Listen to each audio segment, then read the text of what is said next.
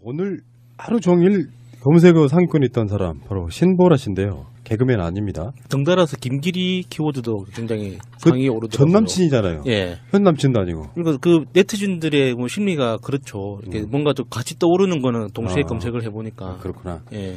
자유한국당 비례대표 7번으로 된 20대 파릇파릇한 국회의원이죠. 이 사람이 처음에 비례대표가 됐을 때도 논란이 많았어요. 그들 내부적으로. 예. 제가 뭔데? 그러니까 뭐 스펙이나 어떤 상황들로 보면 사실 시의원급도 안 되는. 맞아요. 근데 국회의원 비례대표 7번 당선 안정권에 배치됐단 말이에요. 누구 빽이었냐 이런 논란도 많았었고. 근데 이제 비례대표는 의미를 담기 나름이에요. 뭐 여성 과학자 우대하겠다 그러면 비례대표 1번 주고 무슨 청년 우대하겠다 그러면 몇 번 주고 이런 방식으로 이제 비례대표를 주는데 그 신보라가 길거리 나와가지고 전 기억나거든요. 신보라 기억나는 것 중에 대표적으로 박근혜 정권 때 단식도 하고 그랬어요. 여의도 국회의사당 앞에서.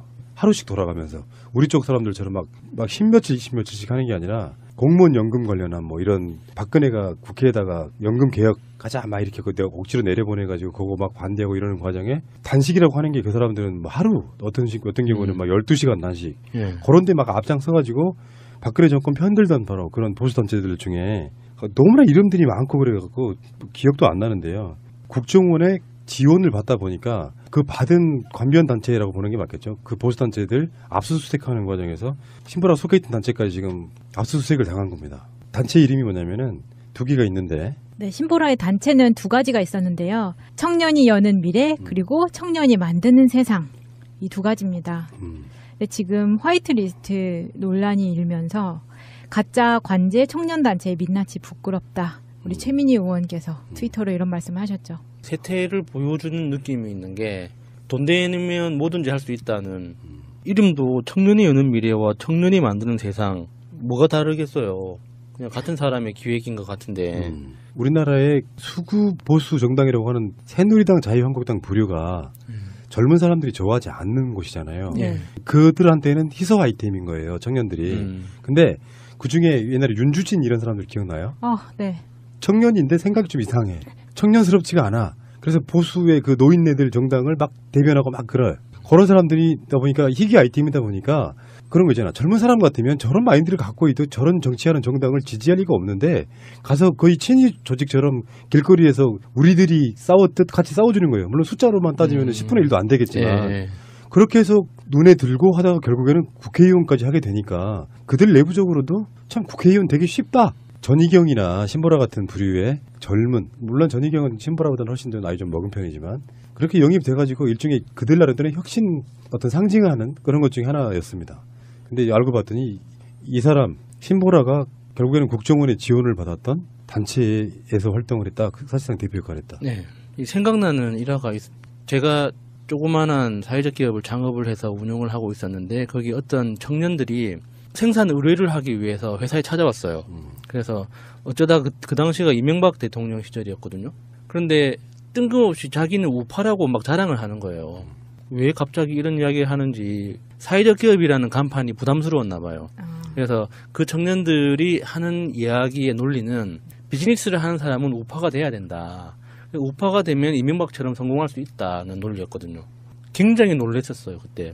그때 20대 중반 정도 되는 청년들이었는데 우파나 어떤 정치에 대해서 어느 정도 공부를 했는지 어느 정도 신념이 있는지는 제가 알 길은 없지만 기본적인 논리 구조 자체가 돈을 벌기 위해서 우파를 해야 된다는 거였거든요. 좀 암울하다는 느낌을 받았었어요. 그때 그 공천 관련해 가지고 이 사람이 어떻게 비례대표 질문 받느냐 논란의 핵심이 뭐예요, 마차님? 그때도 백공천 논란이 있긴 있었는데 이 신보라가 그 최공재 새누리당 공천관리위원이 총선에 출마한 최홍재 전 청와대 행정관의 친형인데요. 이 신보라가 이때 최 후보자의 선거사무장으로 일했던 노 모 씨의 아내였습니다. 그러니까 최홍재의 선거사무장으로 일한 사람이 사실은 신보라의 남편인 거죠. 네. 근데 그 최홍재의 형이 공천관리위원이었다. 이렇게 되는 거거든요. 그 사람들은 참 이런 끈끈한 인맥 좋아요. 왜 인턴으로만 일해도 강원랜드 같은 데 취직시켜주잖아. 네. 근데 공천관리위원회 동생의 선거사무실의 선거사무장의 부인. 선거사무장이라고 하면 어떤 특정 후보자에게는 굉장히 중요한 역할이잖아요. 아마 거의 비리까지 다 알고 있는 사람. 선거사무장 정도면 법적으로 문제가 있을 때 책임을 져야 하는 위치인 거죠. 선거사무장은 가족과 동일한 걸로 예. 인정받잖아요. 예. 선거사무장이 유죄로 인정받으면 사실 선거직이 날아가는 경우도 있고 예. 그래요. 선거사무장이 부인이었다. 아, 참. 그래서 이게 당선됐는데 저는 신보라의 지역적인 걸 봅니다. 신보라가 광주 출신이에요. 고등학교 후배입니다. 네, 그렇죠. 밝히고 싶진 아마도. 않습니다. 근데 사실 광주 쪽에서 학교를 나온 친구인데 저는 이렇게 봐요. 주위에 보다 보면 가끔씩 그런 부류의 유형들이 있어요.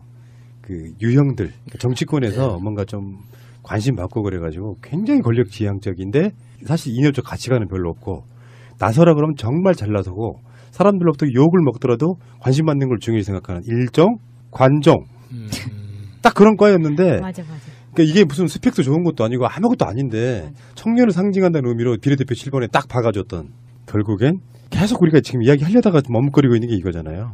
국정원이 만들어준 국회의원이라 이겁니다. 국정원이 만들어주고 행동대장으로 열심히 활동을 했기 때문에 그 보답 차원에서 만들어진 것 같고요. 이게 보면 이 사람이 2014년 8월 달에 새만금 방조제 앞에서 조업하던 어선이 물을 방류하는데 밀려서 뒤집어져서 이제 사망사고가 일어납니다. 선원 3명이 죽는데 그것에 대해서 검찰이 선장을 구속영장을 청구를 했는데 판사가 이건 국가 책임이다. 선장이 책임이 아니라 수문을 방류한 국가 책임이다라는 그런 논지를 피니까 이 판사를 규탄하는 규탄 시위를 합니다. 이 신보라가. 그런데 그 규탄 시위하기 5일 전에 박근혜가 지시를 내렸을 것이라고 아주 강하게 의심되는 김영환 수석의 메모에 등장을 합니다. 그 내용이. 그리고 나서 5일 뒤에 이게 이제 집회가 이루어지는 거예요. 그런 거 보면 이 신보라는 국정원 플러스 박근혜의 떨거지들이 만들어 놓은 아주 밖에서 움직이기 딱 좋은 행동대장 아니었는가 이렇게 의심이 강하게 되는 거거든요. 그러니까 국정원 몫의 비례대표네. 그렇잖아. 아, 그럴 수 있겠네. 실제로요, 자기들 우호적인 단순하게 국가 안보 때문에 어떤 밀어주는 그런 국회의원이 아니고 네. 이런 종류 같은 경우는 국정원이 허수아비로 쓰기 위해서 밀어주기도 합니다. 그러니까 요즘 그 블랙리스트 말고 화이트리스트도 이렇게 논란이 많잖아요. 그 화이트리스트의 대상이 됐던 사람 중에 한 명일 거라고 우리가 추정하는 거잖아요. 신보라 씨가. 네. 그런데 이 국정원이 움직이는 방법들을 보면 그 화이트리스트는 자기가 화이트리스트라는 거를 몰랐을 가능성이 굉장히 클 것 같아요. 이게 주변에서 자기의 인맥이나 자기의 어떤 그 활동 능력, 자기 욕망만큼 주변에서 협조가 된다고 느끼지 내가 국정원이 타겟으로 심어놓은 화이트리스트이기 때문에 집중적으로 육성된다는 걸 알고 했을까요? 이분이 나보다 나이브 하시네. 100% 알죠. 네. 아, 그래요? 나이브! 뭔가 만드는 목적이 있잖아요. 네. 근데 중요할 때 써먹으려면 내가 너의 밥줄이야. 이거를 인식시켜주지 않으면 써먹을 수가 없잖아. 그러니까 그 밥줄이라고 자금을 대주는 사람이 나 국정원이니까 믿고 움직여라고 그럼요, 그랬을까요? 당연히 그렇죠. 아, 나는 국정원에서 그런 연락이 없어가지고. 야수님에게 나이브 가산점 좀 드리겠습니다. 나이스. 반성하겠습니다. 신보라 같은 경우는 의원직이 어떻게 날아가더라도 지금 자유한국당 내에서 그 가슴 아파할 사람 한 명도 없다고 봐요. 어차피 승계되는 자리고요. 예, 그렇죠. 승계되는 자리인데다가 그들 입장에서 봐도 너무 과분한 자리에 올라가신 거고. 아니 그렇게 따지면 이렇게 보면 되지. 그쪽에 윤주진이나 뭐 이런 애들 입장에서 생각해 보면 그냥 길거리 몇 번 나가가지고 조금 몇 년만 2, 3년만 개고생하면 누구나 국회의원 할 수 있어. 국정원이 밀어주면. 이런 관점으로 봤을 때 신보라는 그냥 소모품으로 그냥 끝날 가능성이 되게 높은데 신보라가 왜 저번에 이재명 시장한테 털리는 거 기억나요? 근데 그 사람이 했던 말이나 이런 것보다 확실히 맨날 푸나님 말씀하시는 거 있잖아요. 태도의 문제. 그 말을 하고 이렇게 이재명 시장하고 이렇게 논점이 붙었을 때 그 사람의 태도를 보니까 아, 쟤는 안 되겠구나. 자기 실력 이상으로 야당의 중요한 정치 인사인 이재명 시장을 막 비판하면서 뜨고 싶었던 네. 딱 관종 모습이었는데 논리적으로 제압하니까 찍소리 못하는 거죠. 아 그거 보면서 아 같은 나라에 살지만 이런 모양으로 쓰는구나. 깜냥 안 되는 애들이 어느 날 자기는 대단한 실력이라고 생각을 하는 거잖아요. 그래서 센 발언하고 막 인터뷰 있을 때마다 인터뷰에 응하고 심지어 그렇게 되다가 나중에는 꼭 무슨 백분 토론 같은데 한 번 좀 나가주고 하면서 그쪽으로 크다가 대표적으로 큰 인물이 신보라, 전희경도 마찬가지예요. 이런 아이들이 비례대표로 국정원 몫으로 들어갔다고 하더라도 들어가는 것까지는 정말 나이브하게 봐서 그럴 수 있다고 봐. 꽂아 넣는 거. 원래 비례대표는 꽂아 넣을 수 있으니까요. 그런데 얘가 여가위하고 환노위 위원도 했어요. 이런 애들이 그건 당연하죠. 상임위는 무조건 해야 되니까. 최소한의 양심이 있으면 그래도 정당에서 이런 데 넣으면 안 되잖아요. 어떻게 여성가족 환경노동 쪽으로도 넣냐고. 자, 그러면 말씀을 듣고 내가 내린 결론은 선거 사무장의 아내였기 때문에 된 게 아니고 그것은 이제 1차적인 고리이고 예. 만약에 국정원이라고 하는 조직이 의도적으로 밀어넣는 케이스였다고 하면 더 복잡하게 얽혀 있겠죠. 근데 그 백이 선거관리위원 중에 한 명이 자기들 몫으로 이렇게 해가지고 있잖아요. 나눠먹기 한다고. 예. 칸막이 공천 뭐 비슷하게 해가지고 1번부터 이건 당대표 뭐 여기 뭐 해가지고 나눠먹는단 말이에요. 그러면은 거기서 이게 말이야 면접 서류가 있잖아요. 어느 정당이나 공천할 때 비례대표 공천 신청을 해요. 그중에서 그 공천관리위원들이 이걸 본다고. 근데 신보라 공천관리 서류에는 체크 표시가 하나 있었던 거예요. 별표 하나 딱. K 또는 뭐 이렇게 별표 하나 딱 국정원 인사 예. BH 다 있을 거 아니에요. 있었을 겁니다. 실제로 그랬겠지. 국정원의 자금은요 공식적으로 집행하는 자금이 아니잖아. 그러면 뒷돈이 들어왔다는 거잖아요. 이런 그 국정원이 지원해준 자금이라는 게. 예. 그러면 그 사람은 우리가 그렇게 많이 써먹는 일종의 블랙 요원인 거예요. 뭐가 달라? 그렇죠. 예. 이쪽에 블랙 요원 역할을 공식적으로 해놓고 있었던 거야. 얘를 국회까지 집어넣으려고 이력서에 체크 표시돼 있었던 거예요. 우리가 영화에서 봤던 블랙 요원의 이미지랑 너무 달라서 사실 딱 매치가 잘 안 되네요. 보통 블랙 요원이라고 하면은 굉장히 스마트하고 똑똑하고 날카로우면서도 뛰어난 능력을 가진 그런 남자, 여자 이런 걸로 영화에 그려지잖아요. 그만해. 예.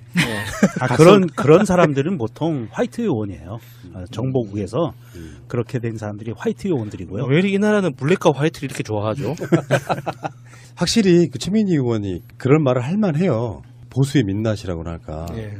막 집어넣는 거예요. 나는 국회의원이 뭐 아무나 할 수 있다는 데는 좀 100% 동의하는 사람이지만 그것도 지역구도 아니고 비례대표 같은 경우는요. 사회적으로 굉장한 어떤 일가를 이루거나 사회적 굉장한 의미가 있거나 전문성이 있거나 전문성이 있거나 이런 네. 것도 아니고 그 뭐 아스팔트 청년단체라는 게 뭐예요. 길거리에서 길바닥에서 좀 굴렀다는 뜻이잖아요. 그러니까 길거리에서 어떤 일부는 국정원을 이슈로 해가지고 댓글 작업하면서 온라인을 장악하려고 했지만 현장에 나가보면 시위하는 건 다 진보 좌파들이야. 그래서 동원된 게 어버이연합부터 시작해서 한데 어버이연합들만 길거리에서 시위를 하니 뽀대가 안 나. 그래서 청년들도 자유한국당, 새누리당 지지한다. 이걸 보여주고 싶었단 말이지. 거기에 동원돼가지고 얼굴마다 비슷하게 역할하던 친구가 어느 날 별표 체크 네. 표시돼서 국회에 입성한 사건 아니에요. 예. 당장 사퇴해야 됩니다. 이거는. 보통 그 예전에 우리 80년대에 보면 뿌락치라는 애들이 있었잖아요. 뿌락치라고 학생운동권에 숨어 들어와가지고 예. 경찰이나 국정원에 정보 제공하고 안에서 와해 공작하고 하던 뿌락치 애들도 대부분 그렇게 해가지고 그쪽 계열로 정치의 길을 밟아간 애들이 많아요. 예. 그쪽 아주 전통적인 수법입니다. 이게. 신보라 지혜입니다. 이야기고요. 그때 좀 안 봤으면 좋겠네요. 인사하세요.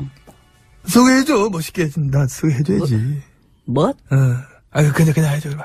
일단 소개해줘. 가지. 아이고. 나 요즘 여기저기서 부르는 거 몰라? 몸값 비싸. 나 되게 핫해. 네, 핫한 건 인정합니다. 오빠. 근데 싸. 비쌀걸? 저렴하지. 지나온 행적들이. 어쨌든 모셨습니다. 해줘. 요즘 핫하신 분. 그렇지. 아주 뜨거운 MB님. 안녕하십니까. 뜨거운 남자 MB입니다. 너네 그러다 나한테 딘다. 아이고 참. 참. 나 조만간 입장 표명하려고. 뭐 그러시든가요. 내가 지금 핫하기 때문에. 정치 보복 어쩌고 뭐 그러시겠지 뭐 뻔하게. 명언집 같은 거 좀 찾아볼까? 뭐 멋있는 말 같은 거. 한번 남겨야지 이번 판에. 응? 뭐 그거 해요. 응. 정권은 짧고 악행은 길다. 정권이 짧았다고 생각해? 아, 5년이 한 500년 같다 생각 안 해봤나? 할 것 같네. 그지? 나는 400년. 아유 100년이 꿀려. 아이고 꿀려. 그 다시 해도 괜찮아. 100년이 꿀려. 그러니까 기분 나쁘다는 거 아니야. 꿀이 한 거지 뭐. 괜찮아. 좋아요. 어쨌든 내가 이겼어. 재밌으면 된 거지 뭐. 늘 그래서 이기잖아 나는. 응. 그만큼 더 많으시잖아 악행이. 그런 식으로 몰아가시면 안 됩니다. 우리 측근들이 이미 예고했듯이 자꾸 나한테 이래 하는 것은 이게 이제 가만히 넘길 수준은 지난 것 같다. 뭐 더 이상 이대로 당하고 있을 수만 없다. 응? 그래 해대도 너무한다. 응? 뭐가요? 나한테 이러는 거 너무한 거 아니야. 그러니까 그게 뭔데? 뭘 당하셨는데? 지금 이렇게 막 응? 해도 너무한 건 MB님 시절의 일들 아닙니까? 나 때 했더니 뭐 나왔는데, 아, 뭐. 별거 다 나왔지, 뭘. 사이버 사령부 댓글 공작을 MB님이 직접 지시했다는 얘기도 나왔고. 응? 그게 나왔구나? 근데 그거 말고도 너무 많아가지고. 오빠, 그렇게 하는 거야. 내가 늘 얘기하잖아. 싸구를 하나만 치잖아? 눈에 확 띈다. 그러나, 싸구를 큰 걸로 다 여러 개 동시다발로 치면은. 또 그렇게 이 사람들이 헷갈려. 응? 하긴, 이 포커스를 어디다 맞춰야 될지 몰라갖고. 그렇지, 그냥. 그거지. 직접 지시한 그것도 되게 큰 건데, 그래서 그 얘기 하려고 했더니, 저기서 또 한 개 빵 터지고. 그래서 그 얘기 하려고 했더니, 여기서 또 딴 게 또 빵 터지고. 응? 구구 언론, 구구 논개 키워준 얘기도 나왔고. 아파트 팀장 누군지 알지? 그 사람이더라. 그러니까. 어쩐지 종일 편파 방송에서 보수 논객으로 잘 나오더라고. 토론을 하다가 또 지 분에 못 이겨 뛰쳐나가게 됐잖아, 방송 중에. 아이고, 진짜. 나라 돈으로 깜도 안 되는 구구단체 애들 많이 키웠어. 애들 놀았지, 뭐. 근데 보면은 확실히 이 나라의 여론을 장악해버리겠다는 완벽한 플랜이 있으셨던 것 같아요. 지지님, 예.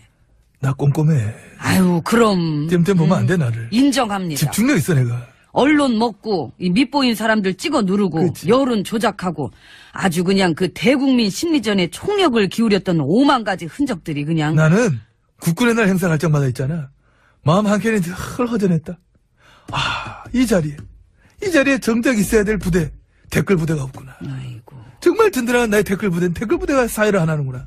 응? 그냥 적성에 맞게 키보드 딱 들고 쫙, 응? 저기 구구 인터넷 커뮤니티 운영자는 하시지 그랬어요. 잘했을 거야, 나. 응, 그럼. 아, 체질에는 잘 맞아. 그러니까 응. 괜히 어울리지도 않는 큰 자리, 큰 일을 맡아가지고 아, 배고프다. 뭘 얘기를 길게 해. 밥 먹으러 가야지.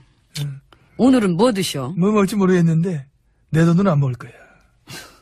그렇게 짜다며 머리를 막 털면 뭐가 떨어져? 비듬 난 소금. 들어가자. 어떻게 가시는 길에 소금 뿌려드릴까요? 그건 재수없는 사람한테 뿌리는 거지. 불길해, 그런 거 하면은. 응? 저리 가! 오지 마!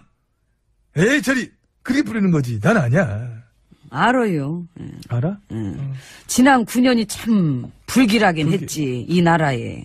누가 뽑으래? 참나. 아, 뽑아놓고 그래. 어쩔 수 없는 거 갖고 뭘 그래. 가서 문이나 열어.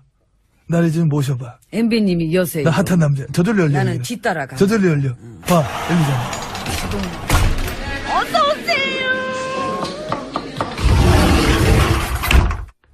그 소리 안 들어. 다시 한번 해줘. 이 문이 무슨 문? 자동문인가? 자댕문. 자댕문. 자댕문인 줄 알았네. 자, 안으로 들어왔습니다.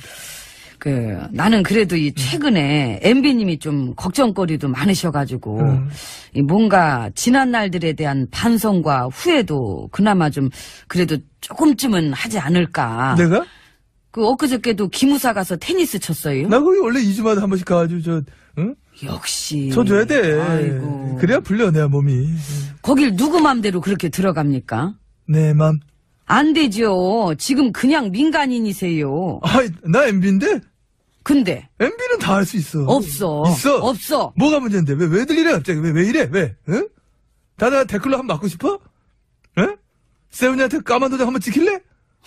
너네 자꾸 이런 식으로 하면 내가 경제 안 살려준다? 어? 심리적으로 되게 불안하시구나. 불안해. 그냥 헛소리를 하시네. 우리가 이런 어떤 정치 보복의 사슬을 끊어야 돼. 지금이 딱 좋을 때. 지금 끊으면 딱 돼. 끊는 게 표가 나잖아. 응? 전직에 대한 예우와 존경. 제발 좀 플리즈. 응? 정신을 좀 차려. 왜들 그래, 사람들이. 이상해졌어. 전직에 대한 예우와 존경이 MB님 입에서 나오면 안 어울리지? 아니 그 정도가 아니라 뭐 토할 것 같아? 노통님 서거와 관련해서 대국민 심리전 펼치게 한 보고서도 나왔어요. 개인 비리로 몰고 가라 등등등. 그런 걸 보면 진짜 인간들이 할 수 있는 선을 넘었고. 저는 오늘 여기까지 하겠습니다. 여기 이야기돼 있는 게 있어가지고 가야 되겠다. 그렇게 영혼까지도 능욕을 할 정도로 악행을 저질렀으면서 그리고 그걸 그대로 갖다가 자한당이 그 짓거리 또 시작했잖아, 지금. 그 짓거리에 대한 대가는 반드시 치르게 되지 않을까 하는 하는 뭐. 그런. 오늘 이상해? 오늘 왜 그래? 어이, 저거 이미지 세팅을 하려고 그래. 그만해, 그런 거. 세트 플레이 같이 놀았으면서 왜 그래? 왜 자꾸 나한테 뭐라 그래? 응? 아니 다른 게 아니라 난 요즘 MB 시절 행적들 보면은 새삼 입이 쩍쩍 벌어져가지고. 쩍! 응? 그 버릇은 입 다무시고, 쩍! 합주. 안 가어집니다. 근데 그 최홍재의 형이 공천관리위원이었다. 이렇게 되는 거거든. 그 사람들은 참 이런 끈끈한 인맥 좋아요. 왜 인턴으로만 일해도 강원랜드 같은 데 취직시켜주잖아. 예. 근데 공천관리위원회 동생의 선거사무장의 부인. 선거사무장이라고 하면 어떤 특정 후보자에게는 굉장히 중요한 역할이잖아요. 예. 아마 거의 비리까지 다 알고 있는 사람. 선거사무장 정도면 법적으로 문제가 있을 때 책임을 져야 하는 위치인 거죠. 선거사무장은 가족과 동일한 걸로 예. 인정받잖아요. 예. 선거사무장이 유죄로 인정받으면 사실 선거직이 날아가는 경우도 있거든요. 예. 선거사무장이 부인이었다. 아, 참. 그래서 이게 당선됐는데 저는 신보라의 지역적인 걸 봅니다. 신보라가 광주 출신이에요. 고등학교 후배입니다. 네, 그렇죠. 밝히고 싶진 아마도. 않습니다. 근데 사실 광주 쪽에서 학교를 나온 친구인데 저는 이렇게 봐요. 주위에 보다 보면 가끔씩 그런 부류의 유형들이 있어요. 그 유형들 정치권에서 뭔가 좀 관심 받고 그래가지고 굉장히 권력 지향적인데 사실 이념적 가치관은 별로 없고 나서라 그러면 정말 잘 나서고 사람들로부터 욕을 먹더라도 관심 받는 걸 중요히 생각하는 일정 관종 딱 그런 과였는데 맞아. 그러니까 이게 무슨 스펙도 좋은 것도 아니고 아무것도 아닌데 청년을 상징한다는 의미로 비례대표 7번에 딱 박아줬던 결국엔 계속 우리가 지금 이야기하려다가 머뭇거리고 있는 게 이거잖아요. 국정원이 만들어준 국회의원이라 이겁니다. 국정원이 만들어주고 행동대장으로 열심히 활동을 했기 때문에 그 보답 차원에서 만들어진 것 같고요. 이게 보면 이 사람이 2014년 8월 달에 새만금 방조제 앞에서 조업하던 어선이 물을 방류하는데 밀려서 뒤집어져서 이제 사망사고가 일어납니다. 선원 3명이 죽는데 그것에 대해서 검찰이 선장을 구속영장을 청구를 했는데 판사가 이건 국가 책임이다. 선장이 책임이 아니라 수문을 방류한 국가 책임이다라는 그런 논지를 피니까 이 판사를 규탄하는 규탄 시위를 합니다. 이 신보라가. 그런데 그 규탄 시위하기 5일 전에 박근혜가 지시를 내렸을 것이라고 아주 강하게 의심되는 김영환 수석의 메모에 등장을 합니다. 그 내용이. 그리고 나서 5일 뒤에 이게 이제 집회가 이루어지는 거예요. 그런 거 보면 이 신보라는 국정원 플러스 박근혜의 떨거지들이 만들어 놓은 아주 밖에서 움직이기 딱 좋은 행동대장 아니었는가 이렇게 의심이 강하게 되는 거거든요. 그러니까 국정원 목세 비례대표네. 그렇잖아. 아, 그럴 수 있겠네요. 실제로요, 자기들 우호적인 단순하게 국가 안보 때문에 어떤 밀어주는 그런 국회의원이 아니고 네. 이런 종류 같은 경우는 국정원이 허수아비로 쓰기 위해서 밀어주기도 합니다. 그러니까 요즘 그 블랙리스트 말고 화이트리스트도 이렇게 논란이 많잖아요. 그 화이트리스트의 대상이 됐던 사람 중에 한 명일 거라고 우리가 추정하는 거잖아요. 신보라 씨가. 네.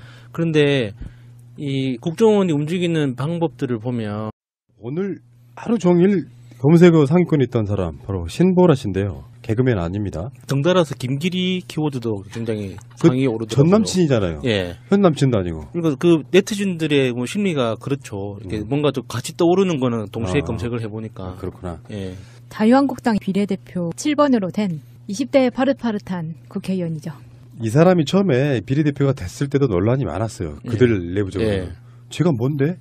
그러니까 뭐 스펙이나 어떤 상황들로 보면 사실 시의원급도 안 되는. 맞아요. 근데 국회의원 비례대표 7번 당선 안정권에 배치됐단 말이에요. 누구 빼기였냐 이런 논란도 많았었고.